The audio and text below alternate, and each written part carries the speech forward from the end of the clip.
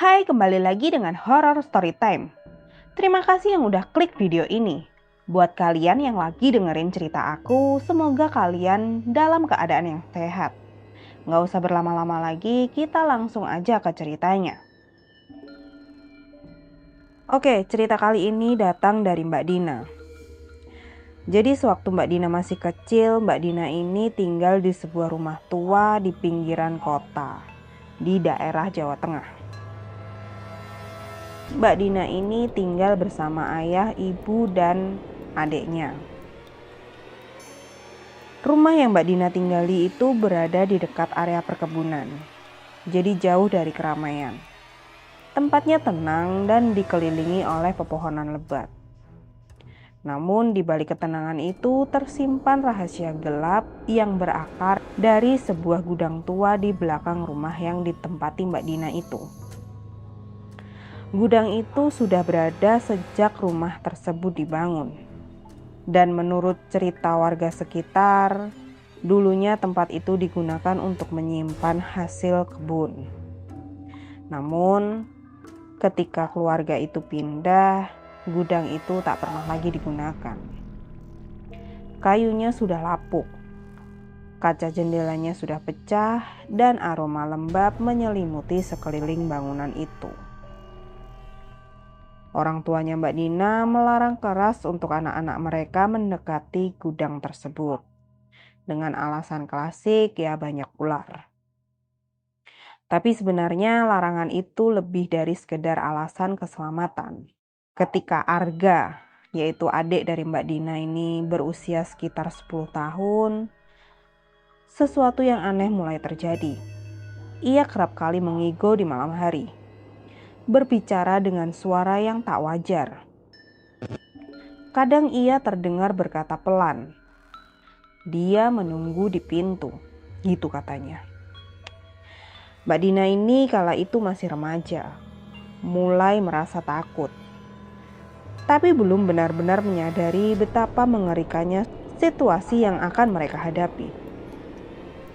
Di suatu malam, sekitar pukul 2 dini hari, Mbak Dina terbangun karena mendengar suara ketukan pelan tapi berirama. Dia berjalan menuju jendela kamarnya, yang posisinya menghadap ke halaman belakang. Ketika membuka gorden, matanya menangkap sesuatu yang membuat darahnya membeku. Di pintu gudang berdiri sosok bayangan hitam, tinggi, kurus, dan tidak bergerak. Sosok itu tampak seperti manusia, tapi tak memiliki wajah yang begitu jelas. Ia hanya berdiri menghadap pintu gudang, seolah menunggu sesuatu. Namun yang membuat Mbak Dina hampir pingsan adalah saat sosok itu menoleh pelan ke arahnya dengan gerakan kepala yang tak wajar. Gerakan memutar hampir 180 derajat, menatap langsung ke arah jendela tempat Mbak Dina berdiri saat itu. Mbak Dina pun langsung mundur seketika dan menahan teriak. Tubuhnya gemetar hebat. Singkat cerita, di keesokan harinya Mbak Dina ini menceritakan kejadian tersebut kepada orang tuanya. Namun kedua orang tuanya itu hanya menganggap bahwa Mbak Dina ini mengalami mimpi buruk. Namun bayangan itu muncul di setiap malam. Nggak hanya Mbak Dina yang melihatnya, namun Arga adiknya juga melihatnya. Ia mulai berubah, sering bengong, berbicara sendiri, bahkan suatu malam ia berkata, "Waktunya sudah dekat." Malam Jumat Kliwon menjadi puncak dari semuanya. Di pagi harinya, Arga menghilang dari kamarnya. Rumah digeledah, halaman diperiksa. Bahkan tetangga ikut membantu mencari Arga. Hingga akhirnya Mbak Dina melihat sesuatu dari jendela belakang. Pintu gudang yang selama ini tertutup tiba-tiba terbuka. Dan di depan pintu itu berdirilah Arga di sana. Tubuhnya kaku, Matanya kosong, menghadap ke dalam kegelapan gudang. Saat orang tua mereka mendekat, Arga menjerit histeris. Jangan masuk. Dia sudah berada di dalam. Ayahnya langsung menarik tubuh Arga menjauh.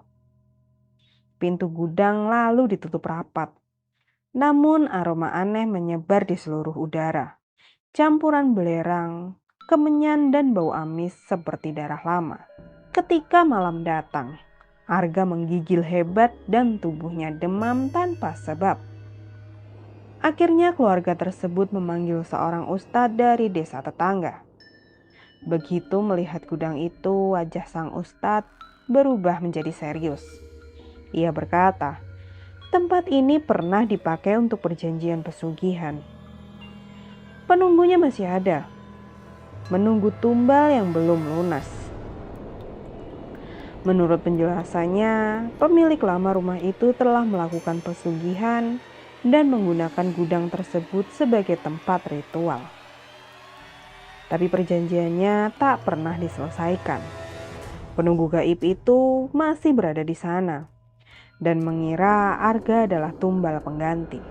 3 malam berturut-turut, Ustadz itu melakukan ruatan dan pembersihan. Mantra dibacakan, kemenyan dibakar, dan ayat-ayat suci dibacakan keras-keras. Di malam terakhir, suara jeritan mengerikan terdengar dari dalam gudang.